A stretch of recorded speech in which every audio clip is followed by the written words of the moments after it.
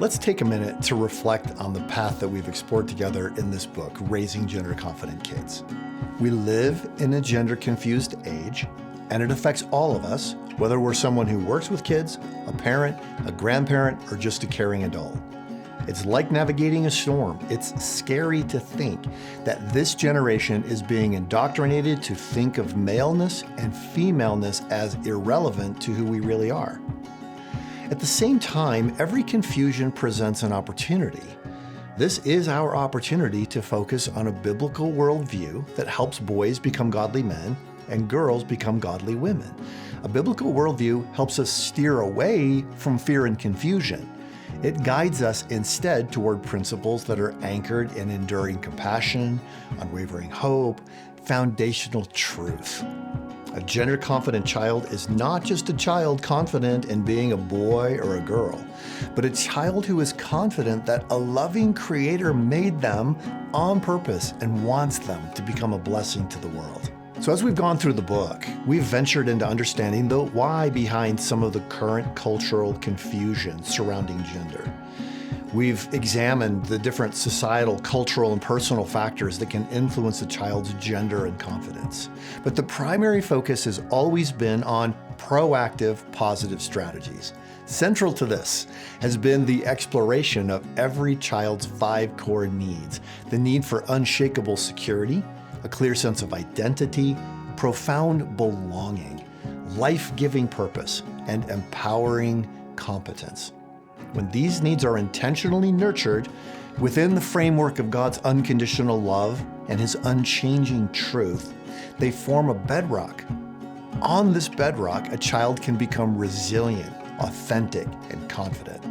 A crucial focus of raising gender-confident kids has been on a biblical worldview. It's not just recognizing that the Bible is true, though it is that. It is seeing the whole world differently because of what is true about God's Word. This is what gives us clarity when the world is mired in confusion. It gives us dignity when the world diminishes us. It shows how male and female are not an accident or a burden, but an intentional part of God's design to bring harmony and blessing and beauty to the world. God is a creative genius. When our children learn to trust Him, they gain strength.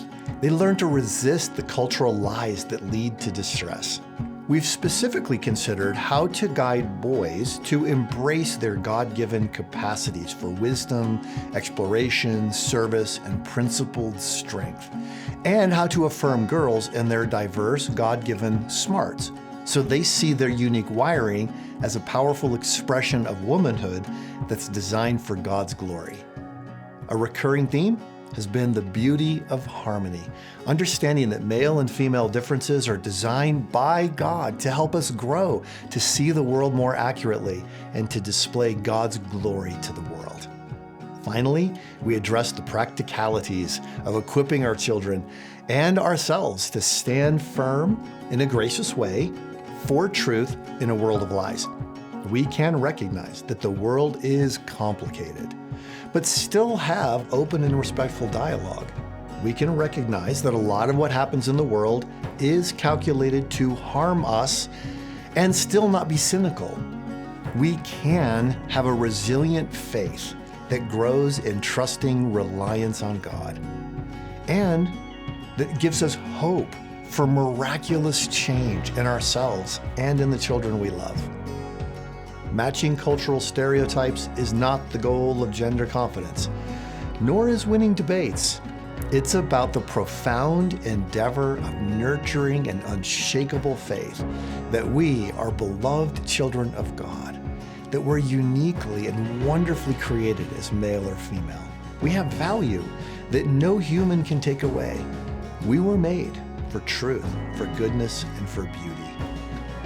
Jesus said that everyone who hears His words and acts on them will be like a wise man who built his house on a rock.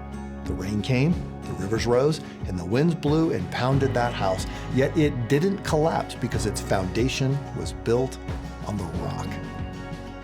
Isn't that great news in the shifting sands of culture, that we have an anchor that is firm? Both my co-author, Dr. Kathy Cook, and I are cheering for you and praying for you as you walk the path of gender confidence, knowing that in everything that happens, the power that raised Jesus from the dead is with us. May you feel deeply encouraged and equipped as you walk this path. And may the children in your care grow to embrace their God-given design with a profound joy and with a steadfast confidence that will illuminate their path for all of their days. We're here to help with lots of practical resources at genderconfidentkids.com.